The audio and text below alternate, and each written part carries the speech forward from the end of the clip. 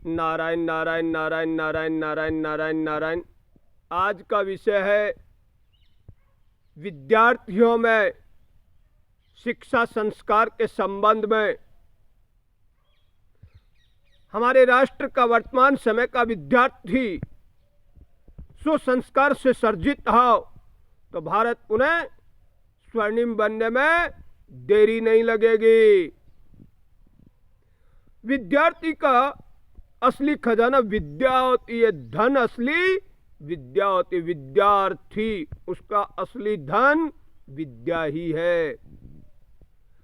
आज का विद्यार्थी यदि अपने माता पिता से ये सुसंस्कार सर्जित करे कि सत्य और ईमानदारी के पथ पे चलकर राष्ट्र के लिए मुझे अपने जीवन को समर्पण करना है और राष्ट्र को दुनिया में अग्रसर करने के लिए विकसित और सुदृढ़ और शक्तिशाली बनाने के लिए आज का युवा भारत का भविष्य होगा। इसलिए समस्त युवाओं के माता पिता अपने बालकों को सुसंस्कार, सत्य सनातन संस्कृति और सत्य और ईमानदारी के पथ पे चलने के शिक्षा संस्कार देवे। माता पिता आज के युवा के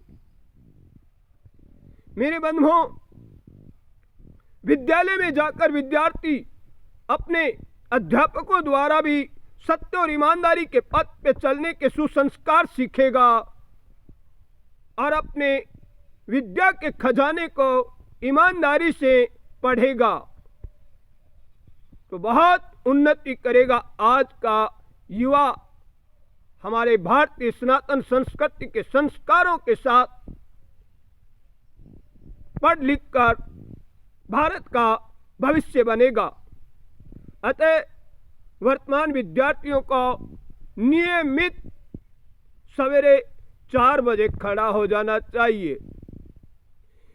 जो कोई भी विद्यार्थी शिक्षा अर्जित कर रहा है, विद्यालय में, कॉलेज में, प्राइमरी विद्यालय में, पहली क्लास से लेकर विश्वविद्यालय तक के विद्यार्थी आज यदि संकल्पित होकर सवेरे 4 बजे खड़े होकर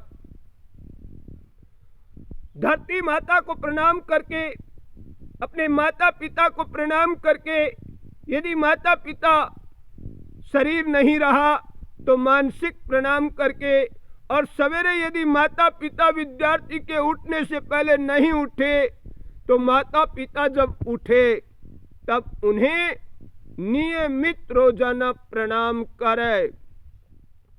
विद्यार्थी सुबह उठते धरती माता को प्रणाम करे, परम पिता परमात्मा को प्रणाम करे और अपना विद्या का अध्ययन करना शुरू कर दे। सवेरे 4 बजे उठना विद्यार्थी के लिए बहुत अनिवार्य है। 4 बजे हर हाल में विद्यार्थी को खड़ा हो जाना चाहिए। सवेरे माता पिता को प्रणाम करे और अपने जीवन की दिनचर्या शुरू करे तो विद्यार्थी को विद्या अध्ययन में विशेष लाभ होगा। आज का विद्यार्थी कल का भविष्य है, कल का भारत है। आज का विद्यार्थी यदि सत्य और ईमानदारी के पथ पे चलने का संकल्प लेगा तो जो आज प्राइमरी विद्यालय का विद्यार्थी है वो कल 50 बरस बाद में उन्हीं के हाथों में भारत होगा। और वह सत्य और ईमानदारी का संकल्पित विद्यार्थी है संपूर्ण भारत का, तो भारत पुनः सुदृढ़ और शक्तिशाली और सत्य और ईमानदारी के पथ पे चलने वाला सुदृढ़ राष्ट्र बन जाएगा। सुदृढ़ राष्ट्र बन जाएगा, सुरक्षित राष्ट्र बन जाएगा, भ्रष्टाचार मुक्त राष्ट्र बन जाएगा। इसमें कोई संदेह नहीं है। अतः मैं समस्त भारत के संपूर्ण विद्यार्थियों से आत्मनिवेदन करता हूँ, चाहे वह पहली क्लास का विद्यार्थी हो, चाहे विश्वविद्यालय का विद्यार्थी हो, वो माता पिता के आज्ञाकारी बने और सत्य और ईमानदारी के पथ पे चलकर राष्ट्र का भ्रष्टाचार मुक्त से मुक्त कराने में सहयोग करे। तो आज का विद्यार्थी भारत का स्वर्णिम बनाने में पूरा सहयोग करेगा तो भारत अति शीघ्र सुदृढ़ और शक्तिशाली राष्ट्र बन जाएगा। अतः विद्यार्थियों को विचार विमर्श करना चाहिए और सत्य और ईमानदारी के शिक्षा संस्कार लेकर भारत का भविष्य बनने के लिए तैयार हो जाना चाहिए। हर विद्यार्थी जानता है आज का विद्यार्थी राष्ट्र में क्या हो रहा है। राष्ट्र का हित और अहित सभी विद्यार्थी जानते हैं। इसलिए राष्ट्र हित के लिए सत्य और ईमानदारी के पथ पे चलकर जगत कल्याण के लिए भारतीय सनातन संस्कृति के नाते विद्यार्थियों को सुसंकल्पित होकर सुसंस्कारों से सर्जित होकर पुनः भारत के विषय में विचार विमर्श करे। आज का विद्यार्थी अपने माता पिता को देखता है। माता पिता शराब मांस के व्यसन के आदतन बुरी संगत में पड़े हुए हैं। ऐसे माता पिता जो सुसंस्कार सर्जित ना होकर शराब मांस झूठ छल कपट रिश्वतखोरी धोखाधड़ी इत्यादि के विषय में आज का विद्यार्थी अपने माँ बाप के विषय में पूर्णतया जानता है।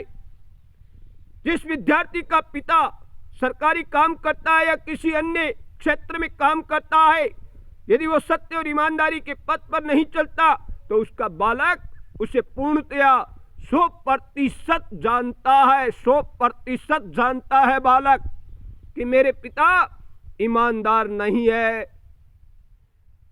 चाहे राजनीति में हो, राजनीति में सरपंच पद पर भी उनकी संतानें और वो स्वयं जानते हैं कि हमारे पिताजी ईमानदार तो नहीं है, क्योंकि सरपंच पद के लिए भी शराब और मांस की भट्टियां चलाकर लोगों को पथ भ्रष्ट करने का धंधा करते हैं और युवाओं को भी पथ भ्रष्ट करने का धंधा करते हैं। वो कौन सा ईमानदारी से कार्य करेंगे। इसलिए आज के युवाओं को विचार करना चाहिए। भले ही उनके माता पिता ईमानदार ना हो, लेकिन उन्हें 100% सत्य और ईमानदारी के पथ पे चलने का संकल्प लेना चाहिए।